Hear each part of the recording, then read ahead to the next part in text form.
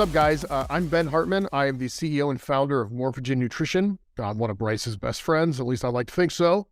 And I've lived a lot of life and walked a lot of convention, and I hope to be able to offer some insight and some laughs and hopefully some intelligent points along the way. Probably more laughs than intelligent points, but we'll see how we do. No, so I obviously am not going to go into our friendship because I think that'll be a little bit easier to keep it more friendly for the viewers. But definitely continue talking about your background. You own MORPHOGEN. Let's talk about what MORPHOGEN is, and then we'll talk about the background that led you to where you are at the moment. Yeah. So MORPHOGEN Nutrition is a supplement company formerly in the sports science or the sports supplement industry that we founded in the summer of 2011. It was basically my baby, my brainchild. And it was sort of a culmination of a lot of things in my life that led to that point. That was sort of this eureka moment of this is the path that I'm supposed to be going down. Before that, I had an extensive amount of education and career experience in the fitness industry in some capacity. I have a exercise physiology, pre-physical therapy undergraduate degree. I have a master's degree in nutrition dietetics.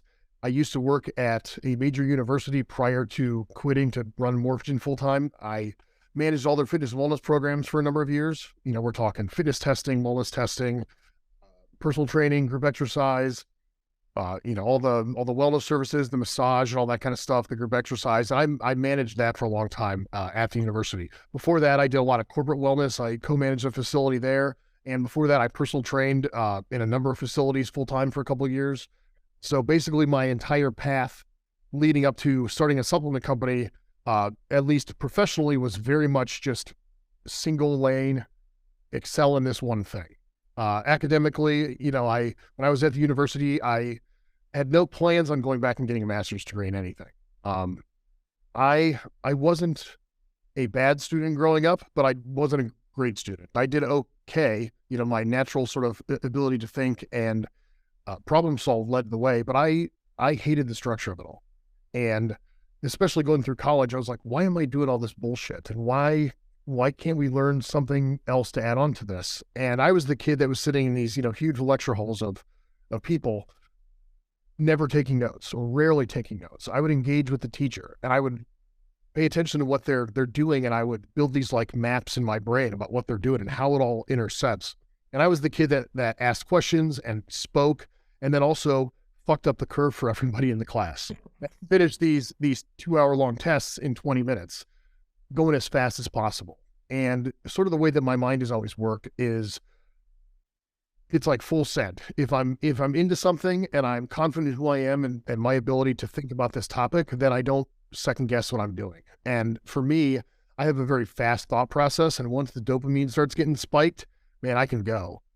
I've always been a person that can really get into a flow state and really get lost in what I'm doing and accomplish so much work in so little time. And so one of my colleagues at the university, who was one of the nutrition professors, he was also a competitive bodybuilder. He wrote for T Nation and some of these other publications back in the day. And I was well aware of who he was.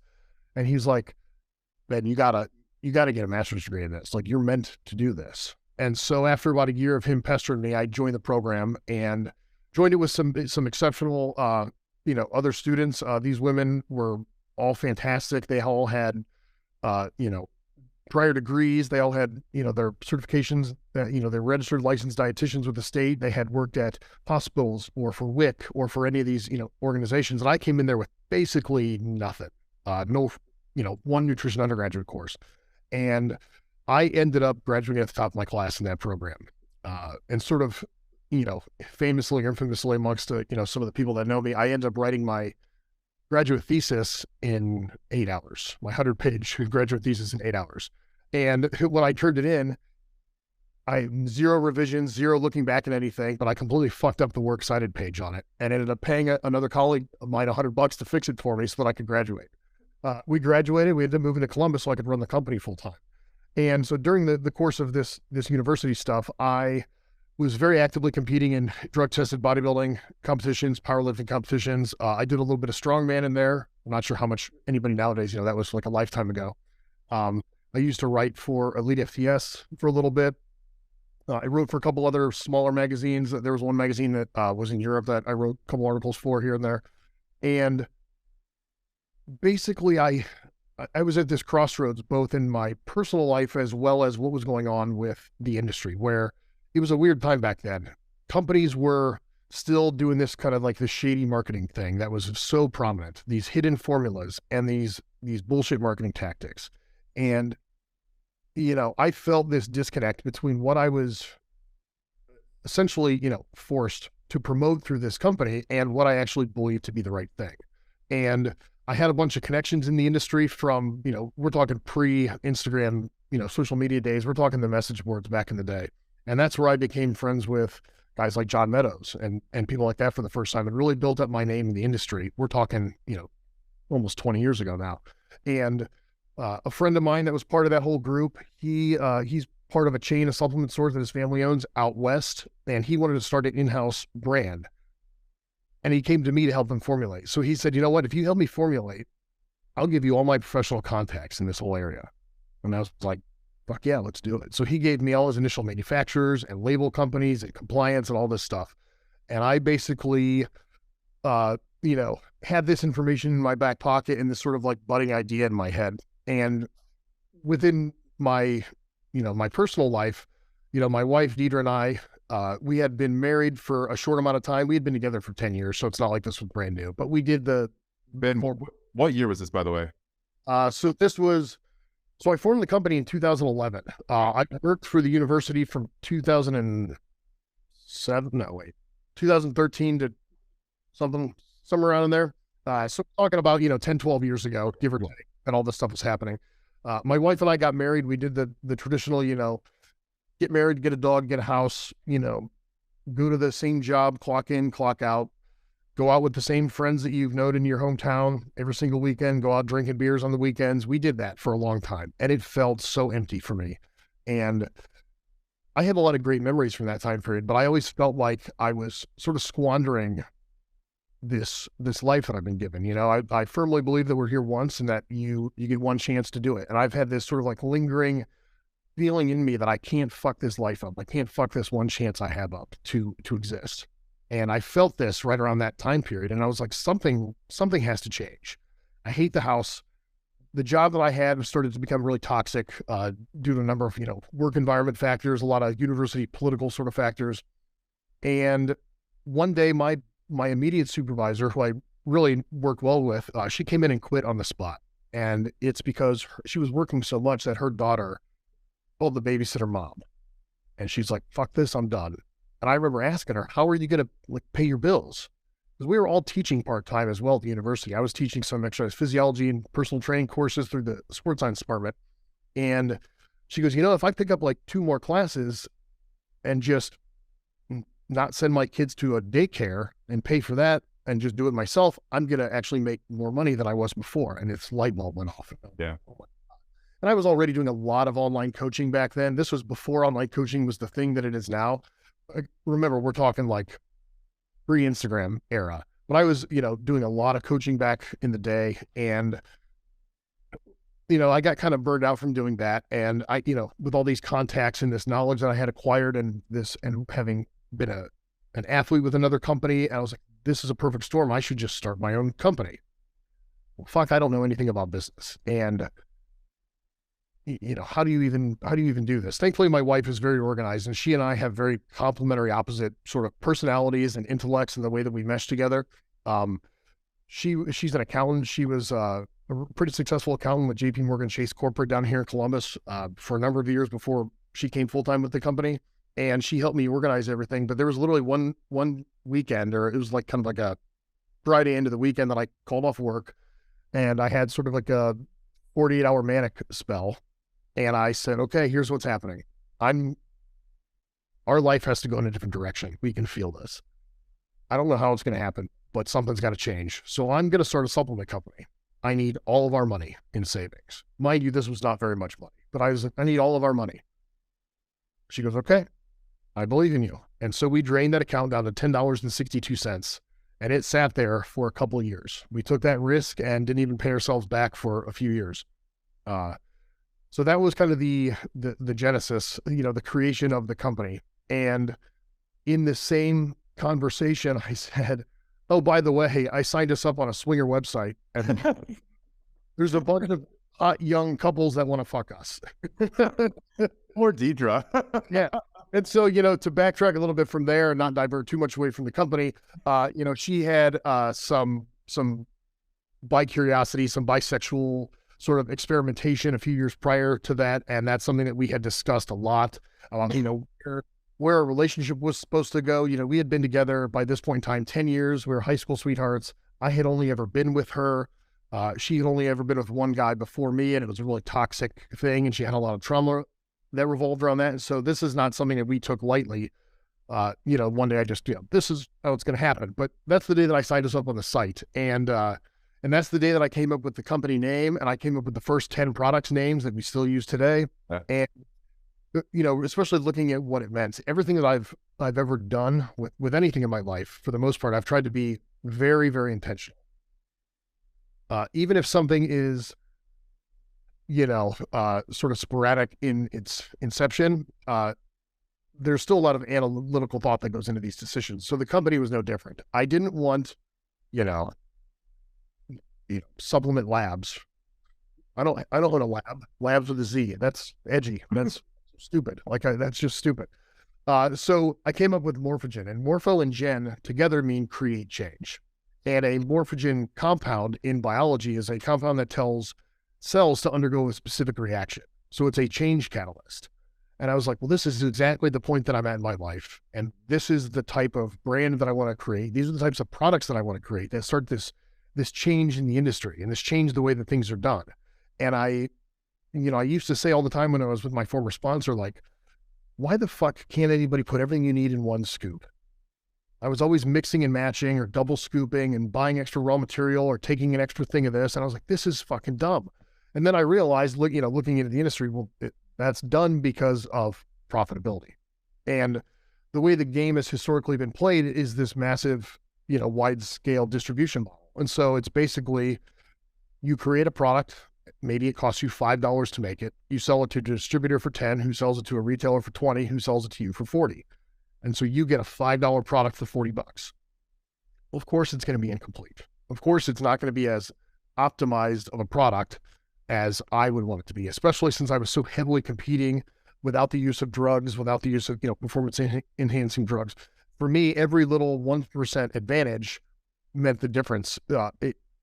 Even just if it was a placebo effect, it didn't matter to me. It's like, why would I leave any stone unturned in this journey that I'm trying to optimize my competitive career or my academia or the direction that my life is going? And so that's the day the company was born. And we started it with 100 units of one flavor of one product, which you can't even buy 100 units now with manufacturers, and with no fucking clue how we were going to do it, and no money.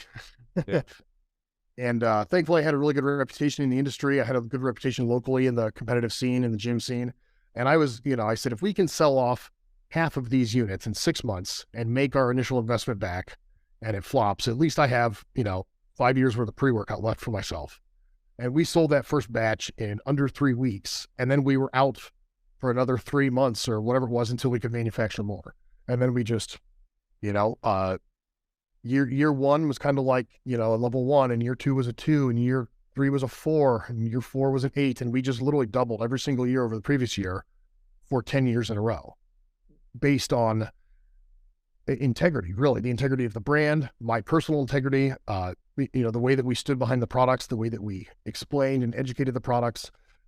I always said from the beginning that if you make a product that looked great on the label, and if you make a product that the science looked great when you break it down, and then if you take a product that matches those and it works extremely well, there's nothing left to give to this.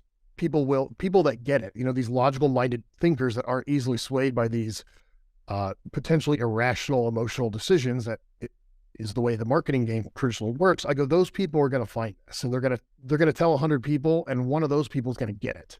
They're going to get it, and then they're going to join, and then they're going to tell 100 people, and eventually this thing's going to sort of take over. And so then we coined the term "join the takeover," and we've had that ever since. So taking a couple steps back here because there were a lot out there. So we're going to put a pin in the whole swingers site thing because I definitely want to talk about Morphogen for a little bit longer. So again, you and I know each other very well. We've talked a lot about how difficult it is to own, operate, run, grow a business. And I'm sure a lot of people have maybe seen Morphogen, they maybe seen your social media accounts, they maybe even bought the products, but there's a lot that goes on behind the scenes that people don't see. They always see the front end. They see, like you said, the exponential success. It's always beautiful to see on that marketing side of things. But you want to talk about some of the things that you guys have struggled with over the past 10 years? Obviously, this is going to be a non-exhaustive list. But I mean, we could definitely start from the first time I fucking bought supplements from you. I had to drive to your apartment and buy them from you in person. Yeah, I mean, what was that like trying to run a business out of this tiny ass house? Was it a house or apartment, a townhouse, whatever the fuck it was? Yeah. You guys didn't have a warehouse back then. You didn't even have a garage big enough, which you later had a garage big enough to house at least most of the items, But yeah, let's talk about trying to do that, trying to live with your partner who is also, trying to integrate into the business and manage and balance all of those things. Let's talk about ground zero issues that you have had, and then we can maybe work up from there. Yeah. So for the first 2 years, we still lived 2 hours north and we were still working our other jobs. And so basically it was sneak as much of this as I can in during the day, during my regular job, do it with this really basic Yahoo web hosting site that I had thrown together, and talking to a contracted graphic designer who was brand new, was cheap that I found, taking the few orders that we could take. And then at nighttime, I'd box them up. Dedra would handwrite the shipping label because we didn't have a label printer back then. We were handwriting them all. And during my lunch break at work the next day, I would sneak out, take them to the post office, go back to work. Then I'd finish work, I'd go to a grad school class, and then the next day I'd teach an academic class. And I was going to the gym super late and still competing and doing all this. And so it was chaos for a while. Things certainly got a little easier, at least for me, when we moved here, because I was running things full time. But we moved to a tiny 2-bedroom townhouse, and I mean, basically, yeah, we were running it out of our apartment. We had our basement sort of lined with boxes, and I had a desk down there, and I had a printer, and I had boxes of shit. And it was just this slow, organic reach. Back then, it was a lot of Facebook before Instagram really took off. And then it shifted to Instagram for a while. But it was just me talking about it as much as I could at the gym, online, and not just that, but also making a presence known of who I was as a person and what I believed in. So I talked a lot about a lot of things, mostly fitness related stuff, but I talked about some controversial stuff too, and put so much information out there.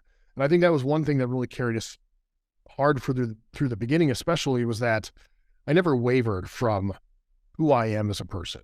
And as much as I had so many people you shouldn't say fuck on it on Facebook, and you shouldn't do this, and you shouldn't do this. I'm like, but listen, if I listen to every single person that tells me that I'm doing the wrong thing in some capacity, then I'll never do anything. Because this is the only thing I know how to do is what makes sense to me. And a lot of those challenges early on were trying to figure out how to run a business. And,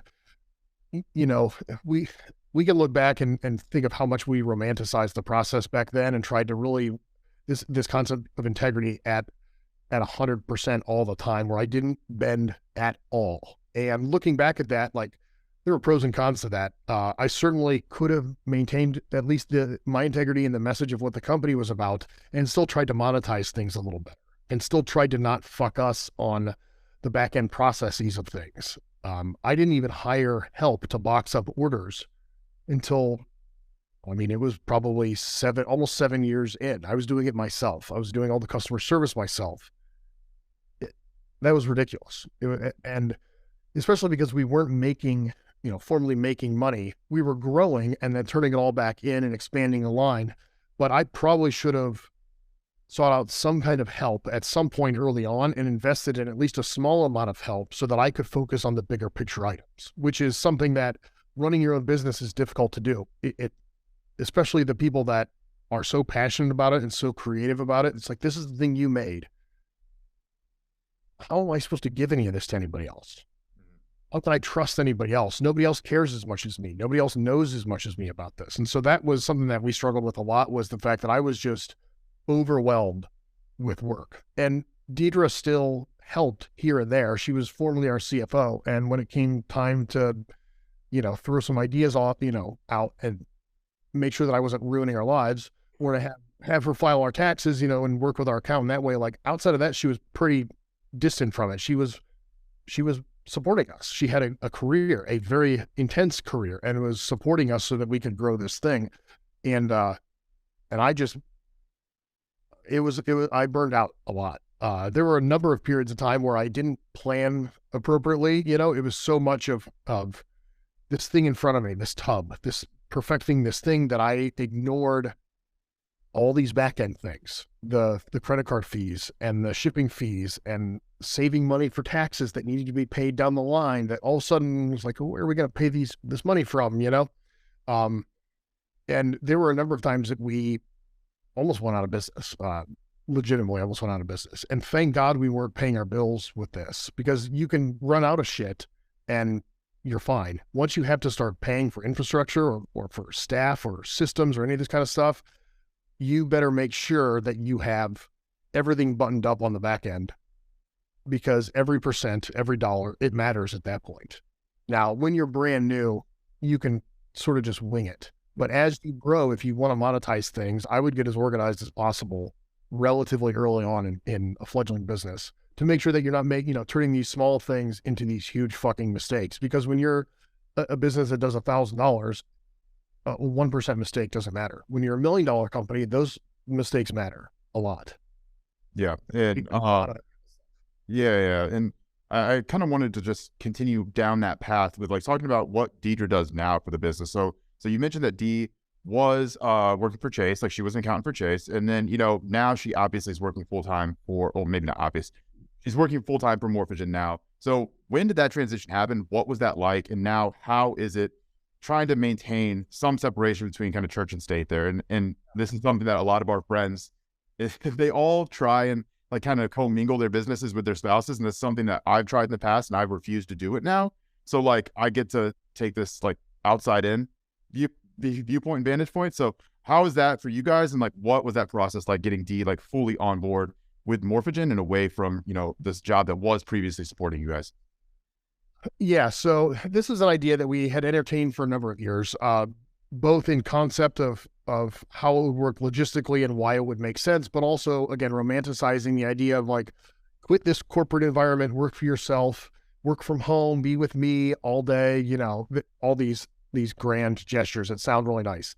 And it basically got to the point that she was a stud at what she was doing at Chase. And it was also sort of becoming a dead end at some point. There was only so far she could move up the chain before it became something completely different. And then she would get lost in that. And we recognized that that was the path that she was going down. And it got to the point that the company was getting big enough that we needed more professional help to help me organize things. We had been looking for a building to purchase. We had, some staff members, some part-time staff members that were helping us with fulfillment and these things. And I just couldn't manage it. I'm really great at very few things. Those few things, I'm better than like anybody else. Dedra, on the other hand, is great at a lot of things, but she's not like the best in her field at these very few things like I am. And so I needed her to come in and be like, okay, let me manage the finances. Let me manage the contracts with the employees and the taxes and all this kind of stuff. And we were at this crossroads of, okay, we could either invest in this in the company and pay somebody, or you can do it. We can just pay us more. It's a risk, but we've done pretty well taking these analytical risks over the years, and it'll be 2 years or 3 years. I think it'll be 2 years this summer. No, it'll be 3 years soon. Actually, it'll be 3 years, which is super weird. It was 2020 because we purchased, so we moved into the house in December. No, it was 21. So we moved into the house. You guys moved in the house in 2019. Okay, we moved to the house December of 19. So then it would have been July of 20, she quit her job. And then August of 20, we signed the mortgage on the building that we purchased. And, you know, especially looking at it from an outsider's perspective, from our families especially, this is something we had been growing at that point in time. It had been, 9 years or so that we had been growing this, living in this small apartment, our 2 kids in 1 bedroom, because we had no space. And like you said, we had shit just packed in every crevice that we could possibly find. The garage, the living room, the basement, we were outgrowing it. And it was like, okay, invest in the future of what we're doing here. And yes, this money it's hard to spend. It's hard to do this. We had a number of years ago, we had leased another warehouse space, and that turned into a really poor business decision, and we lost a lot of money. And so going into this situation is like, we need space. I don't want to get locked into some 5-year contract. If we purchase this, at least we own it, and we have the money in the bank to do this. We're fairly confident that we can pay these bills and have this not be an issue. But it was very troubling for our families because they had no idea. We had talked about, how the company was, we're going to this show and doing this, and we had our customer in some other country and this, but they had no idea what the scope that we were at. So by the time she quit her job, we were a 7-figure brand, and our families had no idea. Now, obviously, that's not 7 figures of profitable, Right. But we were a more than 7-figure sales brand. And, within a 6-month time span or 8-month time span, we built a brand new home in a affluent suburb of Columbus that is expensive with a lot of property taxes and, all those things that come with it. And Dedra quit her job, a very lucrative job with the biggest bank in the world that had pension and 401k, and we lost all that. And then literally a couple months later, we purchased a decently sized office and warehouse building. And then we spent a lot of money to renovate it and put a small gym in there. And we hired several staff members, full-time staff members. We did this all at the same time. And so everybody was very concerned. And again, it was a calculated risk. And some of those things that we did, in retrospect, I probably should have gone a little slower with that. I thought, and thin things out a little bit more, but it is what it is. We did it, and we're still there today. So her role in the company now is, formally she's the CFO, but she's basically handling most of the shit that I can't do. Between she and I and Eric, who's our CFO, we're like the tripod. And so I am the visionary. I'm the formulator. I'm basically the branding person. I'm the relationships person. I deal with all the manufacturers and the label companies and the graphic designers and all these sorts of things. Dedra is the organization. She is all the paperwork, all the HR, all the money, all the checks and balances. And Eric is all the systems and the logistics and the fulfillment and all the stuff that goes out to customers. And so we're in a really good spot now that everybody kind of has these roles that are clearly defined in these, jobs that we're getting better at being in. But even that transition, getting her in, was rough. I was so overwhelmed that I just was like, hooray, I have help. And I just tossed her all this stuff. And I'm like, she's an accountant. She's smarter than me. She could do any of this shit. And in reality, she can. But it took me years to be able to manage any of that stuff on my own. And I was still fucking it up. But it took me years. And almost, I had been doing this for, 9 years at this point in time. The finances and and everything. And so I just tossed it to her. And so for the first almost 2 years of that, it was pretty rocky, to be honest with you. It was very difficult to sort of wear the owner's hats at work and wear the couple hat at home. And we're also parents. And so it's like, when are we parents? Are we always parents? Are we always co-workers, co-owners? Am I her boss? Am I not her boss?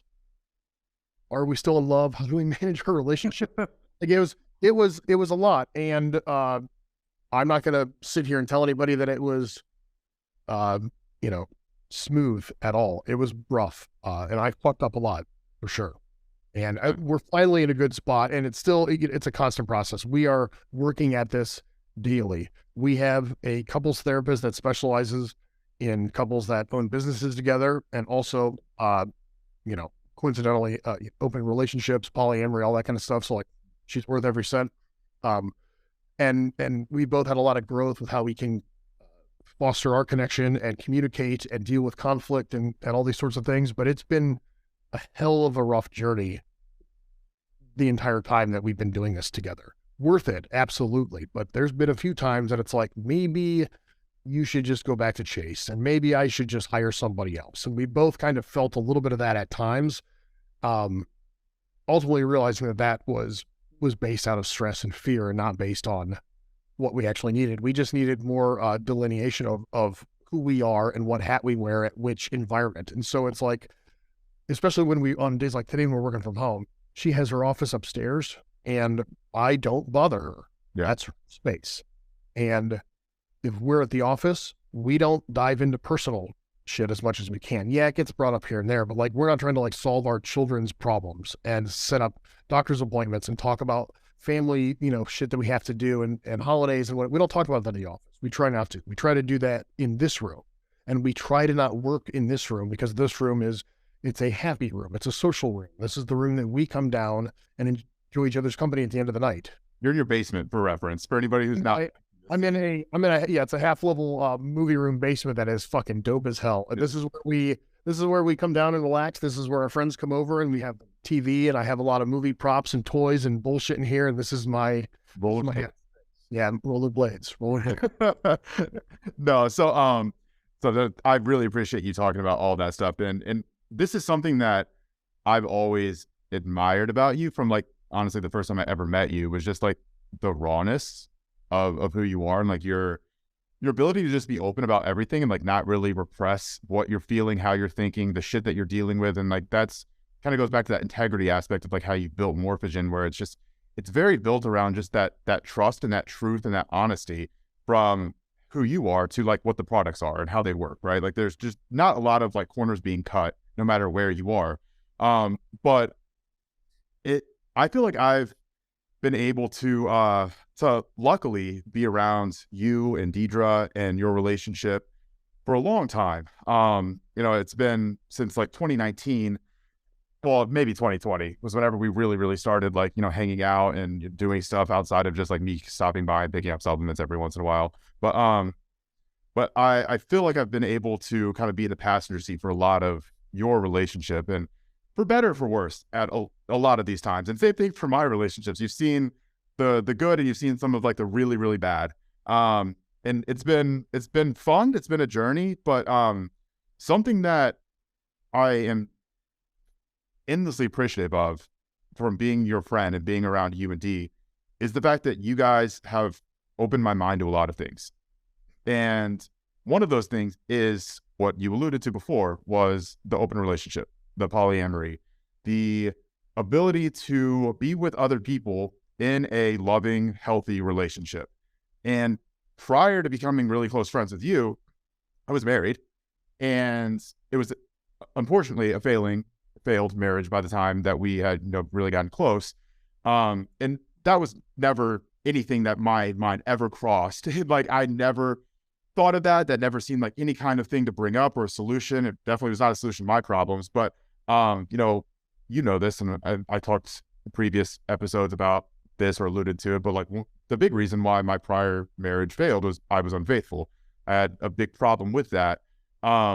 So being around you and being around D and us having so many deep conversations about what that lifestyle entails and putting faces to what is taboo, it normalizes it a lot, and it makes it feel more real, and it makes it feel very less weird. Because whenever you think of swingers, you don't think of you and Dedra. Like, most people think of like just the weirdest, fucking couples prowling at the bar, whenever like lights go on at the end of the night, like just waiting to sneak in and snatch someone. That's not you and D. Well, not normally you, but I want you to talk about kind of what your relationship is like. Maybe we could go back to how that was initially brought up. You did say that you talked about, you just signed you and D up for a swingers website. Don't know if that's really the best way about going about it, but you want to talk about kind of how that came to be, Maybe bring up the swingers show for a second. We could touch on that. And then maybe also kind of talk about different aspects of open relationships or swinging, or maybe even talking about polyamory, because I'm sure a lot of people have no fucking idea what the difference is between some of these things. And there are very clear differences. So I'm going to give you the floor because you can speak to this a lot better than I can. Yeah. So basically the foundation of kind of how all this started was, at least for us, it was trauma, childhood trauma. I had a rough childhood in my, formative years, the 11 to 14 puberty sort of range, severe mental health problems. My family had split up due to an affair. I had a lot of jaded views on sexuality, largely in part, because of that. But also I was struggling socially at school because I was still the kid that was trying to do everything as genuinely as it felt, but also trying to fit into all these groups and not really finding my place anywhere. I also had a lot of very complex thoughts as a kid about a lot of things, and it was too much for my peers and it was too much for my parents. And so I felt so much like a burden, like I couldn't connect anybody. And so Dedra, on her end, sort of had to grow up fast. She had way too much trust and freedom at certain points in time, and was exposed to, some groups of people that probably were not the best, and she was taken advantage of by an older boyfriend when she was relatively young, who, pushed the sex thing. And her very first time, she's spoken on this publicly, so I'm comfortable sharing this, but the very first time when she lost her virginity, she felt very coerced and forced into it. And then the condom broke and she was afraid she was going to get pregnant. And, can you imagine the terror of a 14-year-old who has this? And then literally a week later found out that he also was cheating on her with her best friend. And so it's like, here you are, just gave this up to this person who then hurt you with your other closest person. And you thought you were going to get pregnant and ruin your whole life. You can't trust anybody. And so she closed up, and then was set up with some people, a year or two later, through some really close friends, with a guy that's supposed to be a really great guy, family friend, and he raped her. And, she never told her family, and none of her friends at the time believed her because she was the one that had sex, and I'm sure he didn't, and, this whole thing. And so she had a lot of trauma and shame wrapped around all that. So when I came into the picture, it was a perfect storm of like, neither one of us are going to push this situation. And me feeling like I could never connect with anybody, just was desperate to open up and just to be everything and to learn everything about another person, like even the hard shit. So from day one, I said, we're going to talk about everything, every deep thing. And if it drives us apart, then we are not meant to be together. And I've always felt that as a person, if you throw all the chips out on the table, the people that can't handle that are not your people. So don't put your energy into them. It doesn't mean they're bad people, and doesn't mean you have to have any sort of malice towards them, but they're not your people. And who you are as a person obviously evolves over time, and the people that are going to be able to handle that evolution, can come and go, as life moves forward. But we took that approach from the beginning, and we didn't push our own sex. And, we actually didn't even have sex for over 2 years together. We certainly did some other shit, but we didn't have like actual, intercourse for a while. And you were still a virgin at this point. Yeah. And I, again, sort of this like jaded mentality, and I didn't want to get lost in it and have this define us. And as I sort of was viewing, peers or family members or all these sorts of things. And so then, fast forward several years after that, and we had a very tight-knit group of friends that, had existed since high school, and we're all like family. And one of those guys had a girlfriend that he brought home from college for the summer. She ended up living with us for about 6 weeks because basically nobody else had anywhere for her to go.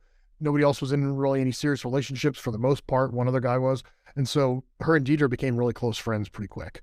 And towards the end of that summer, we all went to a wedding. We decided to share a hotel room with them because, we're all poor, both college kids and our first jobs.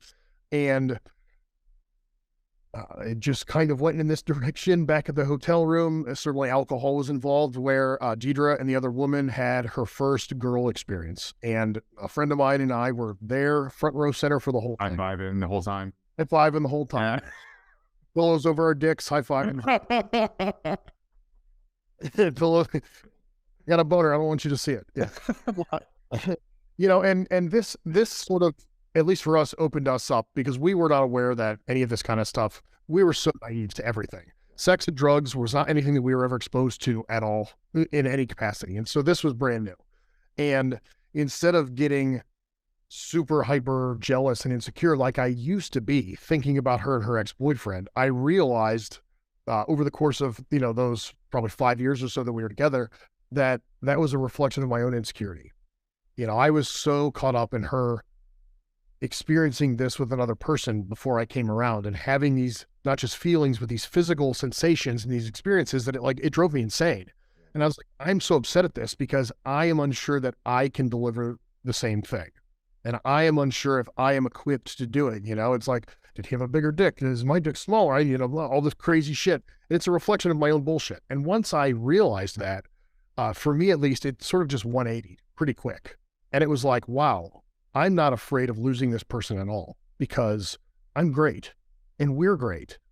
And if for some reason this goes in a direction that it doesn't last, then it's not meant to last, because we are operating at this 100% transparency level. So if it falls apart, then nothing could have fixed it at that point. We can't fake our way through it.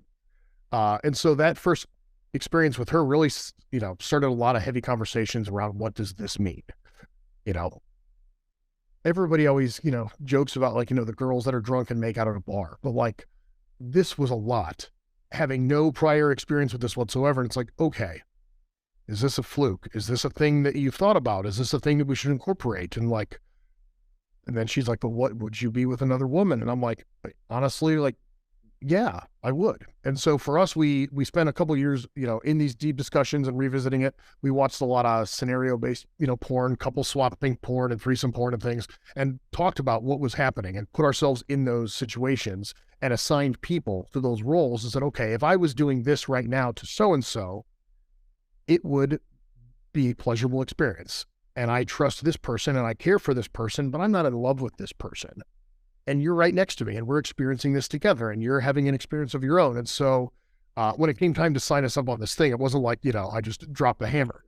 It was me finally, taking that leap, and at least and signing us up was pretty harmless, to be honest with you. Our face wasn't out there for the whole world to see at this point. And it was exciting. It was a lot of new people that had similar experiences. A lot of bi curiosity with the female was a high driving force in that lifestyle. And we met a lot of really incredible people that were very transparent, very genuine. And I was like, man, this is like a whole nother world of awesome.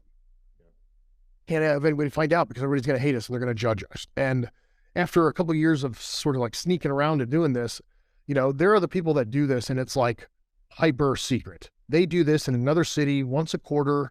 Nobody knows, not even their best friends. Well, we started to incorporate a lot of these people into our social life, inviting them to birthdays, all this kind of shit. And after a while, it just got old of telling these bullshit backstories on how we became friends. And our core group of friends from back home, they could tell something was up.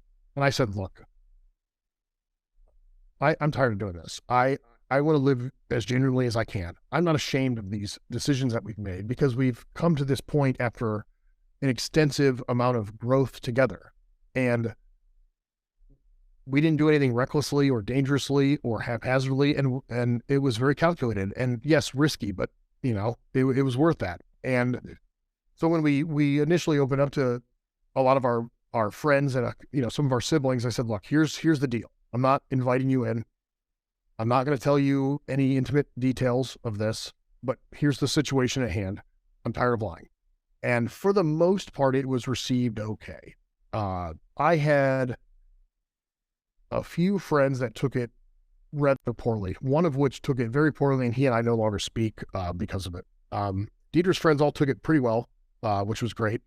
And that was that. And then, networking in that whole world, there were websites, there were clubs that you could go to, there were events. We got added to a couple Facebook groups that were pretty big, one of which was a really big Midwest-based group. And that group was different because it was a lot of like our real profiles. A lot of people in the non-monogamy world will create couples profiles that have like fake names. It'll say like BND, Ben and Dedra, but it's B&D, and it's ultra private, and they only friend request these other people and they join these groups. But this group was different. It was like, this is who I actually am, and this is who my wife actually is. And you have to get referred into here as not only being somebody that can manage the privacy of the group, but somebody that took care of themselves, because in this world, there's a spectrum, a wide spectrum, as there are in any world. And you get people that handle things differently. And that's great for those people. The way that we handle things is so different than the way that so many people handle things, but what works for them is what works for them. So we represented sort of this idea that this could be done by people that look like us, act like us, speak like us, have careers like us, and integrated into their life and not have it be such a wild concept. And we put a face to that. And so that Facebook group got some national recognition for some things. And that's a much longer story that we don't have time for. But basically, we ended up on a reality TV show that showcased couples in open marriages of some capacity and how they manage this in their life. And it wasn't a raunchy show. There was no nudity or any of this kind of stuff. It was a show about relationships. It was a show about how each couple manages this in the context of their own relationship, but also how does the social group work? Do I fuck my friend's wife? Does he get upset? Or do we not fuck our friends and we fuck strangers? And how does this work? And what if somebody gets pregnant? And what if this? And it was so much based on that. And even that show we had time to figure out because they shot the pilot and the show didn't get picked up. We just happened to be in the pilot because we were like extras at a house party with the main guy that was, one of our closest friends at the time. And then 2 years later, the show got picked up by a much larger production company. And they were like, we're making this show. And so they recast the show. We got chosen for the show, and we got put into this spotlight of these like top 3 couples being featured on the show with a lot of supporting cast, coming in and out. And we filmed that show in the fall of 2014 into the winter of 15 with some, there's a lot of like pickup scenes and audio recordings and things you have to do later on. And then the show aired in the spring of 15. And during the whole period of time that we were filming it, we couldn't tell anybody contractually. And so thankfully we lived here. We had an alibi because the business was growing and we were going to bodybuilding shows pretty regularly, and networking. So we just told our families that we were away for the company every weekend. Well, no, we weren't. We were filming a TV show. And, then we basically got notice that, it was in February, I think, of that year that commercials are going to air on Tuesday next week nationally. This show is going to be on A&E. Commercials are going to be on every fucking network. They're going to interview some of the, the main cast people on Entertainment Tonight. Like we're going to be in magazines. This is going to be a thing. Start telling your people. And so we tried as best as we could to organize to sit down with some very important people in our life, our parents, people like that. And, some close friends that we hadn't told yet, or some colleagues, whatever, and basically sit them down and say, look, here's what's happening. And that was a lot. Some of the people that I thought would take it very poorly were very supportive of us. Some people that I thought would be hit and miss were very, very intolerant of it. And, we basically got disowned from one side of our family for about a year. And there were a lot of hateful things said, both to me and publicly and to the family, about a lot of things and, misunderstandings for people that had never even watched the show, never even heard my story. And that was the biggest thing. It's like, how dare you speak on this and say these evil things that you're saying when you don't even know the story? If I tell you my entire story and how I came to these conclusions, how it impacts our relationship and how this reflects my beliefs as a person, and you still hate me, then that's fine. But you can't hate me for your misunderstanding of what you think that this means. And ultimately, that's a reflection of your insecurity, just like jealousy is, just like any of this is. And, that took a few years of working through sort of some of those relationships to mend those things and have some greater understanding and respect. And at the same time that a lot of that healing was occurring, we started a family. We had children that were, being integrated into our families and our social groups and all these things. And so that obviously was another facet of this, and that it, both positively in the sense that it brought us around and gave us another talking point, but also negatively because it was like, well, how is this going to affect your children?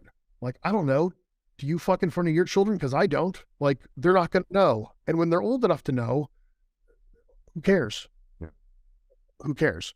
You know what they're going to know? They're going to know that we are highly committed to each other. By the time they are going to know, we would have been together for almost like 30 years.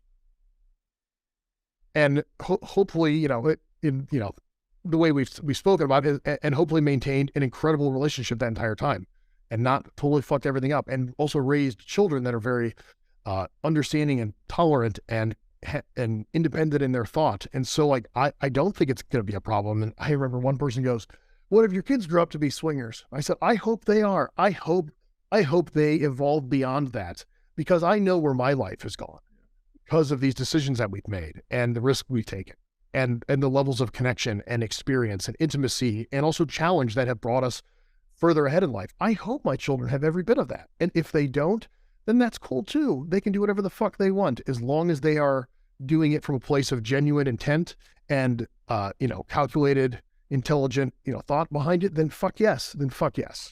Yeah. And go ahead. Yeah, it rocked the boat a lot. And, very similar to how, I did a lot of things differently with the company, and I did a lot of things different with our marriage. And it's like, yeah, I rocked the boat a lot, and I made mistakes, but ultimately I did the things that felt right. And every time I did that, our life went in a better direction, in a more fruitful direction. And now I'm in this position where I do have a lot of respect, because it's all come full circle. We didn't lose our business. We didn't lose our careers. We didn't lose our family, our relationship.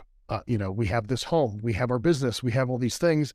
And it's like, yeah, I did it. I did all the things. I made it after years and years and years and years of work. But I deserve this. And thank you for the respect, and thank you for listening and for understanding and opening people's eyes to this whole thing. And so when you're looking at, the finer nuances of non-monogamy, of course, we started off as swingers, as partner swapping people. Even in the swinger world, there's a whole bunch of levels to it. If you've ever fucked in the same room as your friend, you're a swinger. If you have, how many people have in college fucked in the same room as their fucking friend because they needed a place to fuck somebody, or done it in the dorm room? Everyone. Thank you. And how many girls have, dabbled with this, a lot, especially in the context of a monogamous relationship with a guy, but the guy was supportive. Hey, guess what? That counts too.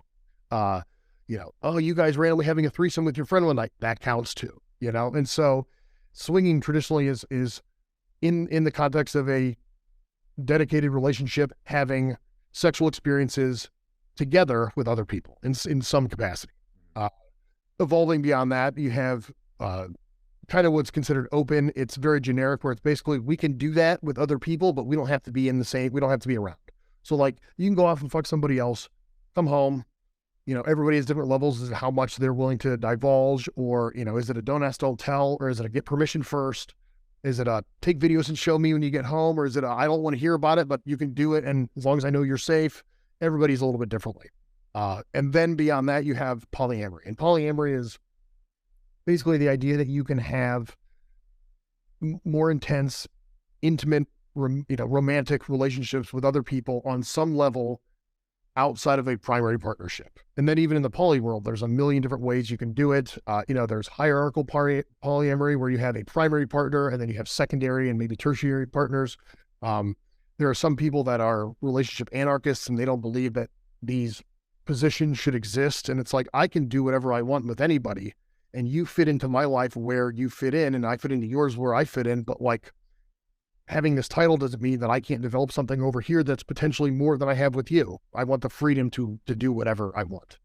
There are people that are polyamorous and single. They're not in relationships, and they casually date whoever they want with no, I would hope no guilt or shame, but also no, permission to be sought, or, and that's something I've always been baffled at. It's like, You were like, bro, I can't believe you let your wife fuck other people. I'm like, let her. She's not a slave. I don't own her. Her body is not mine. It's hers. She shares it with me. Yes, and that's fantastic. And she shares her life with me, and that's incredible. I don't own her shit. Now, is there going to be a problem if we have an understood level of expectation that is mismanaged? Of course. Yep. You work through that. I mean, you find a place of agreement and, behavioral modification that fits into this mold. For us, we tried some pretty intense polyamory stuff a number of years ago. We were in a couple pretty serious relationships over the course of time, in triads with another female, a couple different females, and one of them went really poorly, for a number of reasons that I take large responsibility for. A lot of manic depression and a lot of not facing my own bullshit. Very rough period of time with the business, having our son prematurely, fearing that we were going to lose him in the birth, losing our family dog right after that, all these things wrapped in a row. And then I basically threw myself into this other woman, and for the first time in my life, didn't act genuinely. I ignored all those things that felt misaligned from what were in me. And I said, I'm just going to do this because this is what I want, and I almost ruined everybody's life. And now I can look back at that and say, I'm not even the same person as that person, but I can offer a lot of guidance and wisdom to other people, and also offer a lot of reassurance in my own relationship that, like, yeah, I don't want to hurt you again, and I don't want to hurt other people again, but I don't want to hurt myself either. I lost myself more than anybody. And so we've learned a lot. And these days, we don't have the container to have these deep, dedicated, intimate relationships. Yeah, we have very deep, intimate relationships with other people, but there's not a titled expectation to this. It's like, listen, when this happens and when we have the time and the energy for this, then great. But when we don't, like, I may not be able to be there for this. I have other shit. I have a business and a family and a lot of friends, that we travel, and there's just so much going on. So, it's a constant evolution of how we get to express our own individuality within the context of a partnership, of a very dedicated, lifelong partnership. So what would you classify you and D to be? Open? So that's a great question. So the word poly was sort of a trigger point for Dedra for a long time because of what happened in the past. It has gotten brought up a lot more in recent history. I identify as a polyamorous person, more as an orientation. And that's something that, John has talked about publicly, and that seems to be a new thing that's popping up, is you can have a sexual orientation, of course, but what is your relationship orientation? And there are some people that may choose to be polyamorous or choose to be monogamous, but what are you at the core? And for me, I've been monogamous. I was monogamous for 10 years, and we go through long spurts of monogamy, but I am a polyamorous person. I am a person that thrives on connection. Yeah, I love freedom of choice. I love, exciting sexual experiences for the sake of having those. Absolutely. But I thrive off connection. And again, going back to childhood trauma, I want to be understood, and I want to understand people, and I want to share in a deeper sense of what that means. And to do that, you have to be your full self. And the more vulnerable you can be with somebody, yeah, you run the risk of damage, of being harmed, but you also can reach new heights of connection, even in a deep friendship with a person. If you can't be your full self, you can't be as close of friends. One capacity that people have in them to be vulnerable is their sexuality, of course. And so when you wrap that into that loop, it's only natural that somebody like me would find, meaningful relationships with other people on some level, whether it's a short fleeting thing with somebody that's, new, or it's somebody that's been our close friend for the better part of 10 years. Yeah. Yeah. So we more operate as an open couple. I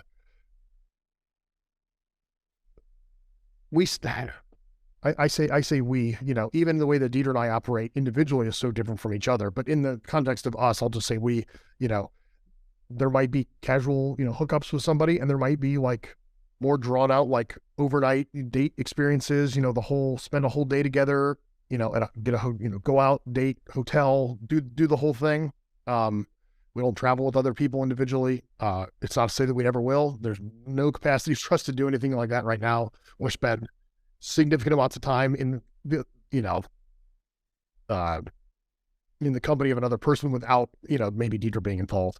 And then there are people that we certainly have dated together, even casually in recent history, or, still kind of figuring out exactly where these sorts of, relationship boundaries lie that make us feel safe, especially to make Dedra feel safe, because of the things that I've done in the past that, I'm still atoning for those sins. So we operate kind of more formally open, but I'm definitely a polyamorous person. Yeah. And you mentioned, I think a few times in there, like the expectations. The expectations are where all of that trust comes from. It doesn't matter necessarily what's actually being done. It matters what your relationship can expect to be done and what those boundaries are. And I think that's really the crux of what like non-monogamy comes down to, is like, no matter what the rules are within your relationship, you have to define those rules. You have to talk about those rules. You have to understand what those boundaries are collectively as that partnership, or even if it's beyond just a partnership, if it's something more than that in a polyamorous relationship. And those things cannot be breached. Those lines cannot be breached, because then it goes back to similar, standards as what a monogamous relationship is. You have crossed the line, and now it is something that is prohibited.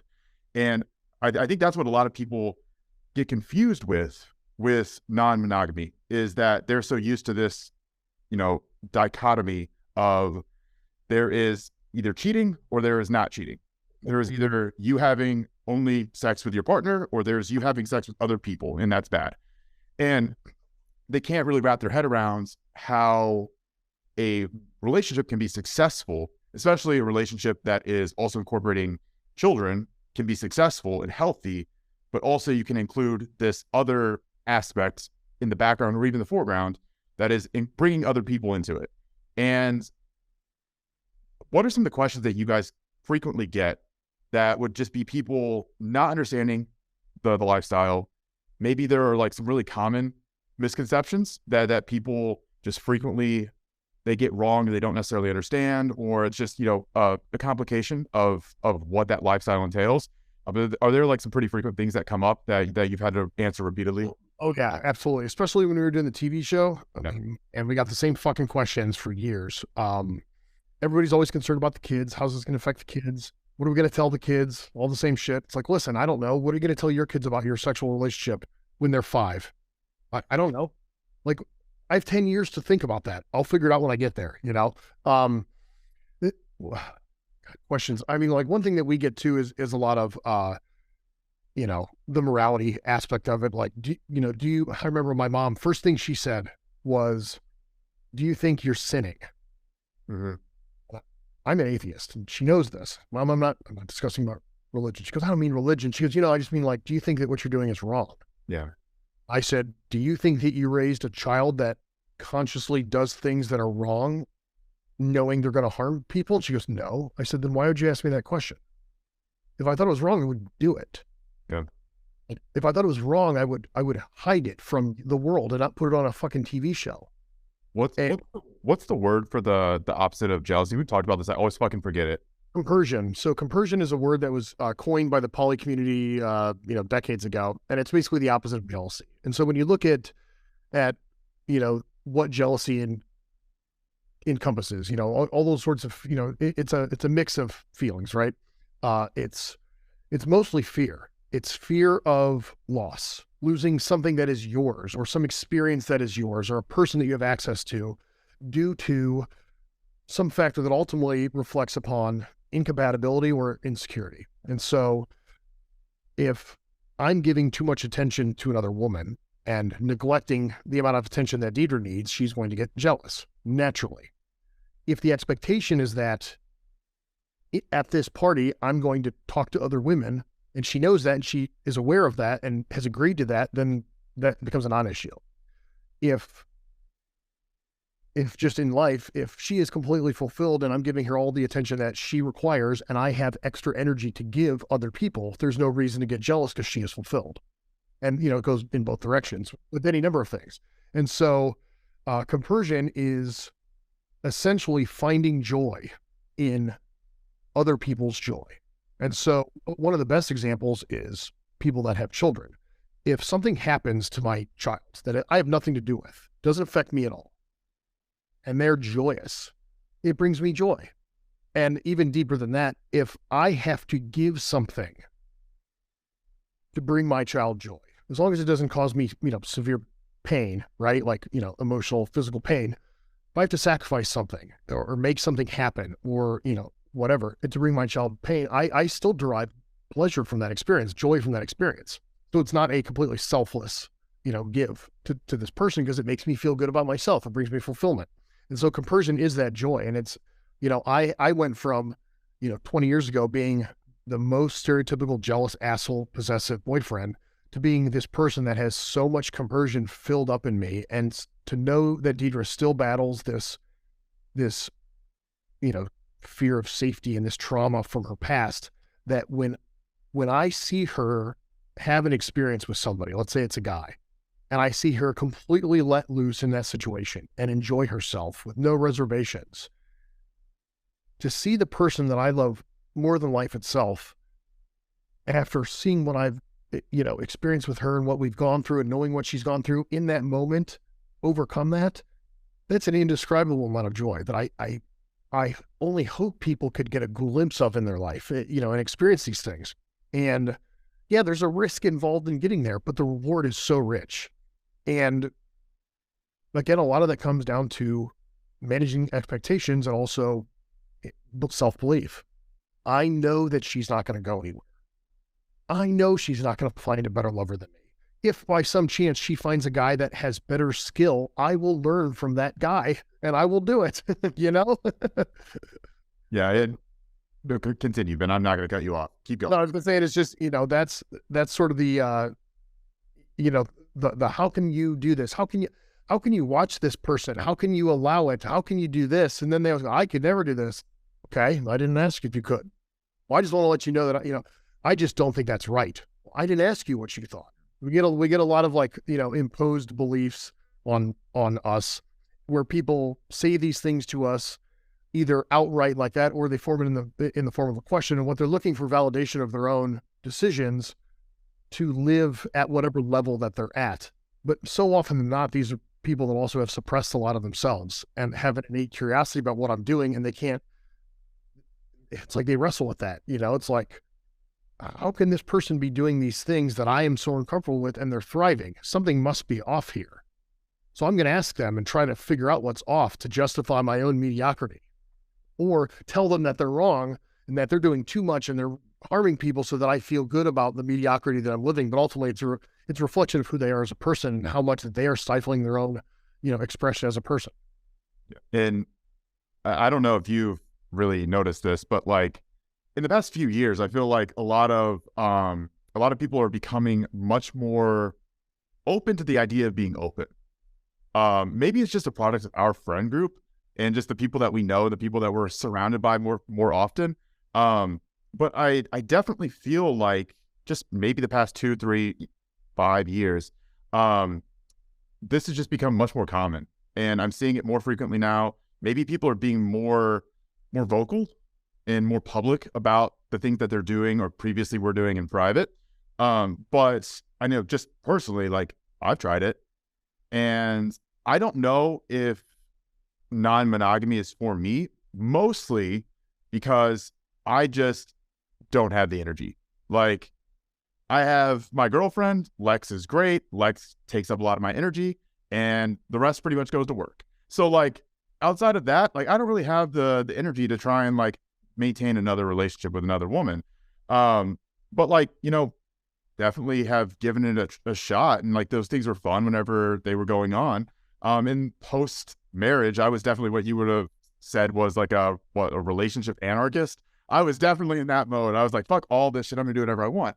And that definitely was not good for me either. But there are a few questions I know that people are going to have, and one of them is probably one of the first questions I had too, was, do you fuck all your friends? Or do you guys try to fuck all of your friends? We get the friend question a lot, and we get the question about the freedom aspect. Like, oh, so you just do whatever you want, whenever you want, you fuck anybody that you want. No, the answer is no. Well, and the way that I always frame it too is that, like, for me, at least for me, people are like, don't you want to do that? I'm like, if I think about a scenario that might be enticing, and I think long-term about the repercussions of, pursuing that situation, if ultimately that's going to harm the journey that I'm on, even beyond the other people involved, then it turns it into a situation that I no longer want to do. Yes, it's intriguing, of course. No, we don't fuck all of our friends. Now, we do have people that are our friends that have dabbled with us in this kind of stuff or with other people that we know. Absolutely. We also have people that we've done this with who have become close friends. Absolutely. But especially in all of our big social circles, there is a lot of open-mindedness and common understanding, but no, we definitely do not fuck all of our friends. No. I like some strange as much as the next guy, so we're not all friends. No. And like I definitely think that a lot of what you and D have been open about in the past, I don't know, like when did you guys start talking about this publicly? You said, like, I mean, obviously the show came out in what, 2015, 2016? The show came out in spring of 2015. We told siblings and close friends probably 2 years before that, maybe. We started, so we got married in January of 11. I signed us up on the site in August of 11. We had our first experience with a couple on Halloween of 2011. And we didn't tell anybody until probably 2013, give or take. So it's been around 10 years that some people have known. And then once the TV show came out, like the whole fucking world knows. My grandma saw the show, like Dedra's parents have a magazine with us in their living room in a center page spread. And there's a photo of us being cute. And then there's a photo of Dedra sitting on a couch kissing another woman. And her parents have that sitting in their fucking living room. I know that we've talked before in the past about like taboo things, like societal taboos, and how I'm personally very attracted to things that are taboo. And whether that's, tattoos, whether that is drugs, whether that is just ideology, whether that's, sexual orientations and relationships, like I'm intrigued, even if it's not necessarily something I want to dabble in personally. I like understanding the thought process that goes behind how people can get to that level of kind of extreme thinking, and like especially towards that side of like society where you're risking rejection to continue doing the things that you're doing. And it's like, why are you making those decisions? What is pushing you to pursue that activity? And I think that every taboo kind of needs like spokesmen and spokespeople for it. They need it needs a face. It needs like a personification of it, because you can Google polyamory and you can get a Wikipedia article pulled up, and that doesn't really do much to put a face to what that information is telling you. But whenever you have someone like you or like Dedra or like John who are able to really clearly articulate what this lifestyle is about, and also like I said, it's not like this grungy dude in the back of a bar who's just like waiting to like pounce, right? Like you guys are living very professional, very put together lives. Like it's not the typical thought of what a swinger, open relationship, polyamorous relationship would be. And like, I'm glad that you guys are doing that. I'm glad that like, you've been public about it. I hope that you continue to be really public about it. And I want people to get more of an idea and more of an acceptance to polyamory, but also open relationships in general. And like you said, the compersion aspect of things, because whenever you and I had that initial conversation years ago, and you brought that up and you explained to me, you were like, I don't understand why people think that an experience that someone else has independent of them affects their life, and you probably put it in better words than I could there, but I was really struggling with like my own relationships at the moment. And like back then I had never experienced anything other than monogamy. And I was a very jealous person previously. And I still definitely have bouts of jealousy where like, that's something that I'm, continuously trying to work through.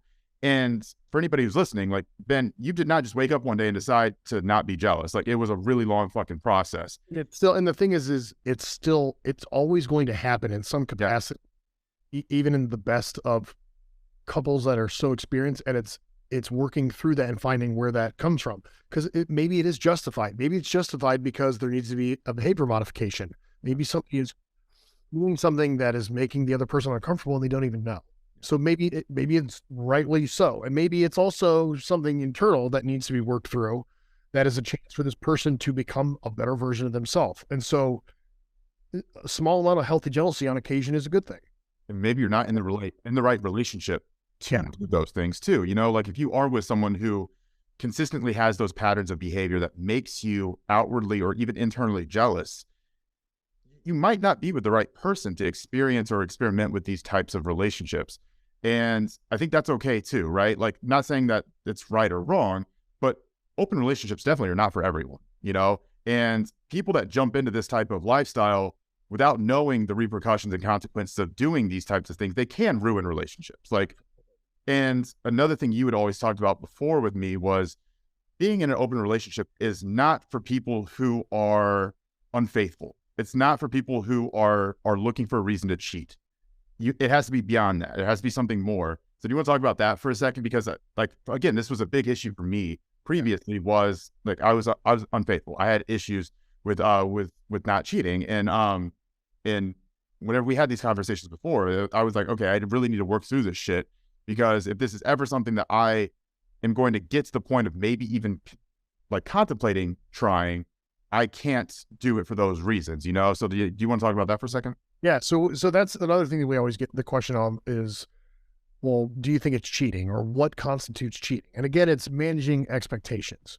But, you know, psychologically, when you look at cheating, and I'm certainly no expert on this, but when, you know, things that I've read say that it's not necessarily about the other person, about the act of sex or the romance or the emotional connection. It's this person doing something for themselves without this like level of permission, you know, this struggle with their own autonomy.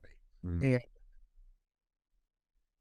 you know, it's like, yeah, okay, so now you have all the freedom in the world. It's like, well, now I don't care anymore. And that's that. And the thing is, there are cheaters in the swinging community and in the poly community. There absolutely are. First of all, anything that breaches a previous agreement is technically what cheating is, you know? It's like, if the agreement is that you can fuck this girl, but you can't, you know, have romantic conversations and say, I love you, and you do that, then like, okay, I didn't cheat when I fucked, but I cheated when I said, I love you, you know? And it's like, well, that was previously agreed that was not okay. Whereas most traditional monogamous relationships would look at cheating as defined by a sexual act. And it's like, okay, but as long as you're friends, well, that's still an intimate relationship. Well, as long as they're not, you know, touching each other's privates, well, they might still love this and care for this person dearly and not have, you know, the freedom to express the physicality because it's cheating, but like they're already in this other thing. Like, you don't consider that cheating because it doesn't draw this imaginary line that you made. So that's something that's very interesting, is the concept of cheating and where it comes from on people. And certainly there are people that get in, especially in the swinger world. There are a ton of couples that like, yeah, you know, we're doing this because the guy got caught cheating 50 times. And so the girl just does it because she thinks it gives the guy this outlet to do this. And she doesn't realize that more of, and we've known couples that have been like this. And ultimately, either they stop swinging because it's a disaster, or they get a divorce because it was inevitable that there was an incompatibility there. Right. And the cheating came from something. It came from either this person's inability to have this autonomous decision-making amongst themselves, or an extreme disconnect in the primary relationship that they probably shouldn't have been together anyways. Like, this person needed an outlet to mask this hole in his life, in his or her life, you know? And whether it's a secret drug addiction or secret alcoholism or infidelity, it all kind of comes from the same spot of doing something for yourself that you can't do because you're stuck in a situation that you shouldn't be in, but you think you want to be in, and you've been lying to yourself, and it's your whole life is wrapped up into this, and everybody knows everybody, and I can't escape. And so I'm just going to do this thing for myself, because what's the harm in doing something for myself? I mean, I get it. Everybody's thought that sort of, you know, what's the harm in doing this thing for myself? I've always made the joke that, like, you know, when people are like, well, I don't want my husband to have thoughts about other women. I said, do you monitor him when he masturbates? They're like, what? I'm like, when your husband jerks off, do you monitor his behavior and make sure he doesn't think about somebody else when that's happening? They're like, no. I'm like, okay, so you don't own that aspect of his thoughts. Yeah. And sometimes they just happen. You can't, you know, I've always also joked that, like, you know, you're not in charge up here. You think you're in charge, but you have so many levels of your consciousness that thoughts are going to pop into your head, whether you've asked them to or not. It's what you do with those thoughts, and also how you take the conceptualizing of these thoughts back to your real life and either suppress them or incorporate them or work through them or figure out what they actually mean. I've known people that have been, cheaters who have had these like groundbreaking, psychedelic experiences or therapy experiences, and they no longer cheat because they figured out why they were doing it in the first place. And it wasn't the sex. It's usually, and I'm not a cheater, I can't speak on this, but like, I would guess that it's usually not the sex. It's probably something. It's definitely not the sex. Just like speaking from my own perspective, it never was the sex. It was always something deeper, which I think in a lot of ways was harder for me to confront because I couldn't figure out what the root cause was. And like, that was always so challenging for me because I was like, am I always just going to be like this? Or am I ever going to be able to like be faithful, be monogamous? And no, I know that we could fucking go on forever with this conversation. I definitely think that this will be another conversation that we continue into the future, and we can talk about a fucking lot of things, from relationships to just sexual taboos in general, and more and more and more along that list. But before we go, I kind of want to just give it to you once more and see if you had like any advice for people who have been like maybe thinking about this in private, maybe having conversations with their partner, maybe they haven't had conversations yet. Like, how do they bring that up to their partner and potentially start going down the road to having an open relationship or swinging or being in the lifestyle? Yeah. So, it depends on who their partner is and how they think they're going to react. But the biggest thing for me is that you have to be yourself. You have to be able to express yourself fully. And so if you can't do that already in the relationship, that's probably the first step you want to do, is being able to have heavier, deeper conversations in general with this person before you ever talk about these fantasies that you've had. That foundation absolutely needs to be there. If that foundation is there, it's much easier to approach the topic. I would personally not say, hey, so I've been thinking about it and I want to fuck other people. Probably use some more sensitive language. I wouldn't even say the word fuck, to be honest with you. I wouldn't even say that. It's so abrasive at it is. Yes. It's like, talk about trust and exploration and autonomy and, safety and how,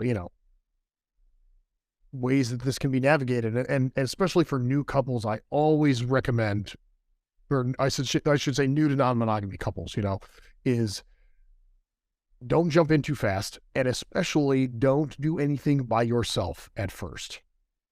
I know people that are like, oh yeah, we're going to try the open thing. And so they start like going on dates with other people. No, I highly recommend that you do not do that. I highly recommend you think about doing this in a swinger context. And the first thing I would do, honestly, is find some swinger websites and some local swinger clubs, because they're in every fucking city in the world, and have the intention of exploring that world and navigating, the new relationships that you're building with these people without fucking anybody first. Go to the events and just see what it's like. Talk to people online and just see how you feel, but do it together. Don't have separate text threads. Don't have separate accounts. Don't do anything separate. That's probably the number one thing that I would recommend people that are first dabbling in it. The other piece that we see a lot is that so much of this, at least in the swinger world, is very women driven initially with this bisexuality thing. And whether or not there is a whole world of bisexual men out there that nobody knows about, that still in and of itself is a very taboo topic, even in the non-monogamy world, even in the swinger world. There's not a lot of very openly bisexual men. And if there are some private events and who knows, right? And which is so funny that even in that world, like, all the chicks can be as bi as they want and fuck any chicks you want. But if one guy wants to suck another dude's dick, he can't come here anymore because we're all weirded out about this. Well, first of all, if you're going to swing with another couple, you're going to see the other dude naked. You're going to see his dick and he's going to see yours. And if you're on the same bed with the same women, your body might accidentally touch each other at some point. God forbid. And that's okay.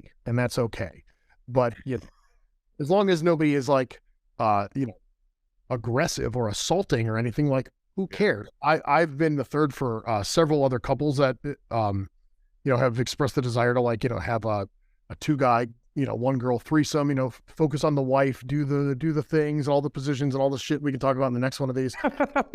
And I was with one couple a number of years ago, and the guy was bisexual, and he had expressed both the interest and provided the opportunity that if I were curious to also explore anything, he would be open to that. And I thanked him for the opportunity. I declined the opportunity. That's not my bag. And then, we fucking destroyed his wife, and it was wonderful. What?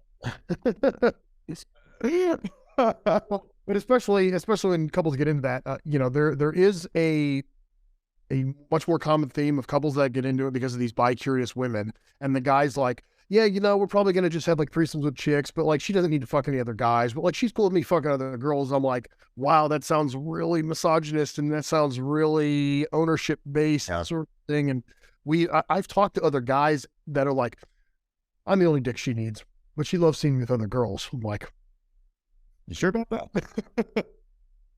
I'm pretty sure that you're just a controlling douche, and they always are. And so making sure that things are evenly paired, that it's like, if you can't mutually agree on shared experiences that are benefit, both people to an equal degree, then you're not ready for this. Yeah. There's another couple that we know that I'm obviously not going to divulge, and they've had this conversation where it's like, each one of them would be like, yeah, I would totally love to have a threesome, where the guy's like, I would totally love for you to bring another girl in. And the woman was like, I would totally love to bring another guy in. But they both agree that they're not comfortable with the other scenario. And so neither one of them can essentially allow that person to give up that for them. Yeah. And in the lifestyle, they call it taking one for the team. It's like, you don't want to fuck the ugly person so your spouse can fuck the hot person. Like, you also don't want to fuck anybody if your spouse isn't cool with the other thing. You don't want to take one for the team. So those are the big things, is slowly easing into the dialogue, having already a strong foundation of honest, deep, transparent conversation, being able to tackle these things, maturely, being stable first and foremost, and then using very sensitive language, very compassionate language towards how you think the other person's going to respond to these sorts of things. And then when you do take the chance, start slow, network, research, go to events, meet people. I mean, we met like a dozen couples over the first couple months that we were in the lifestyle before we touched a single person. We went to dinner, we heard their stories, laughed and maybe flirted a little bit, and nothing, and we tiptoed into it. There was even one couple that, we went to a club with them and decided to just have sex in the same little room as like a trial. Cool. And they knew that was our boundary and we weren't comfortable swapping. And so they're like, yeah, that's fun. Let's do it. And so that's what we did. And we're like, oh, that wasn't awkward at all. Cool. Yeah. Great. And, so those are kind of the big takeaways I would do venturing into that, is definitely don't go full send with solo dating, polyamory, intense relationships right out of the gate, because you don't know how you're going to react to that. Give a little bit of grace in the beginning, for sure. So we're definitely going to continue this conversation at some point, because I have a lot more questions to ask. I know that I, at some point, want to start talking a little bit as well, rather than just letting you monopolize all the conversation. I think I could add like one or two things. But no, before I let you go, where can people find you? Where can people find Morphogen? Where can they order supplements and drugs from you? And drugs? I don't sell supplements, obviously. I don't sell drugs. I do them with my friends. Where can they find me? Instagram, I'm Morphogen_Ben. My old account was Morphogen Ben, and Instagram locked me out. It's still out there somewhere. Morphogen Nutrition is our company, but the website is MN TAKEOVER. Much easier to spell than Morphogen Nutrition. In retrospect, after all these years, I would have made a different email handle than ben@morphogennutrition.com. Mine's fucked. Yeah, I know. I don't even want to hear it. Here's one. So mntakeover.com, at Morphogen_Ben, at Morphogen_nutrition. What else? What was the question? Where can they buy us? So we're mostly direct to consumer sales right now, at least our primary, business model. We are going to be exploring some wholesale very soon. We actually just announced yesterday that we are going to be opening up some select wholesale partnerships. We've also been in very early discussions with a very popular chain store about moving some product into there as well in the near future. So if you can't buy it in the store, then just go to our site and buy it. Yeah. So perfect. Beautiful. Yeah, we'll put all of that in the show notes and comments as well. But no, Ben, I really appreciate you doing this with me. Obviously, you know, we'll probably talk in 30 minutes, so won't be a big deal. But yeah, we'll definitely do this again. Yeah. See you again. Thanks, Trevor.